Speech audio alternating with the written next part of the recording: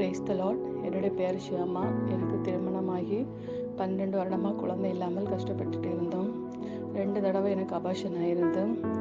எனக்கு செக் பண்ணி பார்க்கும் பொழுது பிசிஓடி ப்ராப்ளம் இருக்குன்னு சொன்னாங்க. பிசிஓடிக்கு லேப்ரோஸ்கோபி எல்லாம் பண்ணியும் எனக்கு ஒரு பலனும் இல்லை. பிறகு எனக்கு எக்கு கரெக்டாக வராது. அதுக்கு ட்ரீட்மெண்ட் எடுத்தோம். அதெல்லாம் கரெக்டாக எல்லாம் ஓரளவுக்கு கரெக்டாக தான் இருந்தது. ஆனாலும் குழந்தை எனக்கு கிடைக்கவே இல்லை. ட்ரீட்மெண்ட் போயிட்டு தான் இருப்பேன். ஆனாலும் எனக்கு ஒரு ட்ரீட்மெண்ட்லேயும் ஒரு பலனும் இல்லை. எனக்கு ஓரளவு கரெக்டானது. ஹஸ்பண்டுக்கு ப்ராப்ளம் சொன்னாங்க. அவங்களுக்கு நிறைய ப்ராப்ளம் சொன்னாங்க.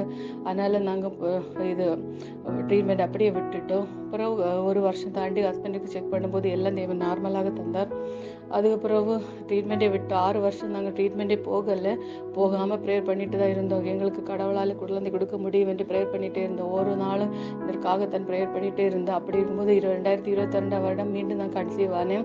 ஆனால் அது குழந்தை ஹார்ட்பீட் இல்லைன்னு சொல்லி அபார்ஷன் பண்ணிட்டாங்க.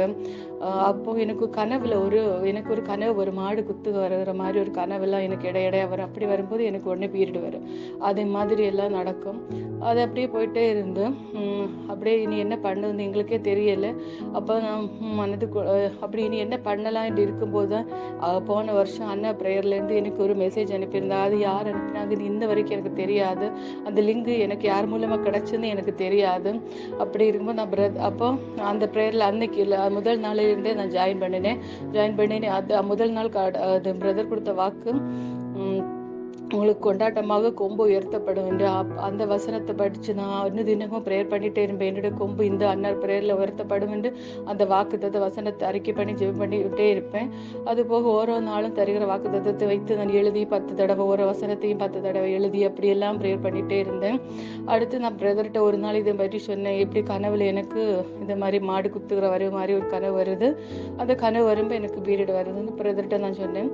பிரதர் அப்போ இதற்காக கடிந்து ஜெபிச்சாங்க. இனி இந்த மாதிரி கனவு உனக்கு வராது என்று அப்படியே ஜெபிச்சேன். நான் அதை அப்படியே ஏற்றுக்கொண்டு இனி எனக்கு இது வராது என்று அப்படியே நான் அதை ஏற்றுக்கொண்டு ஜெபித்து கொண்டே இருந்தேன்.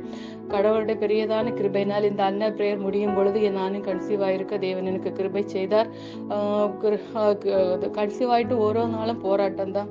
ப்ரெஷர் என்று சொல்லி எனக்கு அநேக இந்த போராட்டம். இது வீட்டில் இருக்கும் பொழுது ஒரு பிரச்சனை இல்லை. ஹாஸ்பிட்டல் போகும்போது டென்ஷன், என்னை அறியாமலே எனக்கு ஒரு டென்ஷன் வருது. பிபி நல்லா ஜாஸ்தியாக வருது. அப்படி ஓரோ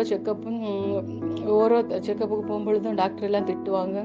இருந்தாலும் கடவுள் ஓரோ நாளும் கண்ணின்மணி போல பாதுகாத்தார். நான் இங்கே குரூப்லேயும் சொல்லுவேன், எனக்காக ப்ரேயர் பண்ணேன். கடவுள் எல்லா ப்ரேயரையும் கேட்டு என்னை ஆசீர்வதித்தார். லாஸ்ட்ல ஊருக்கு போய் செக் பண்ண போகும்போது ஆஸ்பத்திரிக்கு செக் பண்ண போகும்போது அங்கேயே அப்பவுமே அட்மிட் பண்ணிட்டாங்க. 9 மந்த்லேயே பிபி இருக்கிறதுனால இது உடனே அட்மிட் பண்ணி ஒரு வாரத்திலேயே இது ஆப்ரேஷன் பண்ணி குழந்தை எடுக்கணும் எல்லாம் சொன்னாங்க. இருந்தாலும் 2 வாரம் சொன்னாங்க. ஆனால் ஒரு வாரத்துக்குள்ளேயே பிபினால இது ஆப்ரேஷன் பண்ணிட்டாங்க. ஆனால் இங்கேருந்தும் பிபி ஜாஸ்தி இருக்கிறதுனால என்னை ஆஸ்பத்திரியில் அட்மிட் பண்ண எல்லாம் சொன்னாங்க. ஆனால் நான் போயிருந்திருப்பி எனக்கு இந்த குழந்தை கிடைக்காது. அங்கே இருக்கும் பொழுது டென்ஷனால் பிபின்னு சொல்லியே எனக்கு இந்த குழந்தை கிடைக்காது. ஆனால் கடவுள் லாஸ்ட் நிமிஷத்தில் என்ன அங்கே போக வச்சாரு. போய் குழந்தை நல்ல முறையில் கிடைக்க தேவன் எனக்கு கிருபை தந்தார். இதற்கு எல்லாம் காரணம் ஜெபந்தான்.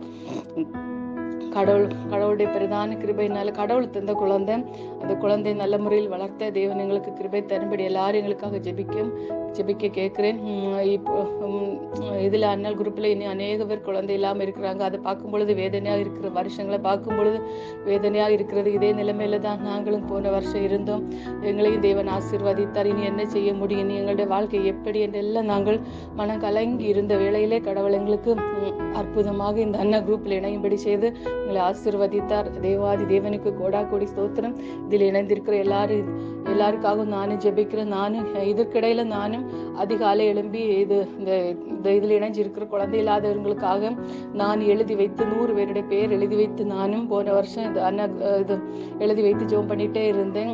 சிஸ்டர் அனுதினம் எனக்கு அந்த பேர் இந்த நெய்மெல்லாம் அனுப்பி தருவாங்க. நான் எழுதி வச்சு அப்படி நானும் ஜெபிச்சுட்டு தான் இருந்தேன். நீங்களும் ஒருத்தருக்காக மாறி மாறி ஜெபிங்க. கண்டிப்பாக கடவுள் உங்களை ஆசீர்வதிப்பார். யாரும் சோர்ந்து போக வேண்டாம். லேட் ஆகுறதை தவிர கடவுள் யாருக்கும் குழந்தை கொடுக்காமல் இருக்க மாட்டார். எல்லாரையும் தேவன் ஆசீர்வதிப்பார் சொல்லி இன்னும் இதில் இருக்கிற எல்லாரும் அடுத்த வருஷம் நீங்கள் சாட்சி சொல்லுவீர்கள் என்று சொல்லி என்னுடைய சிறு சாட்சியை நான் முடிக்கிறேன். தேவன் நாம மகிமைப்படுவதாக.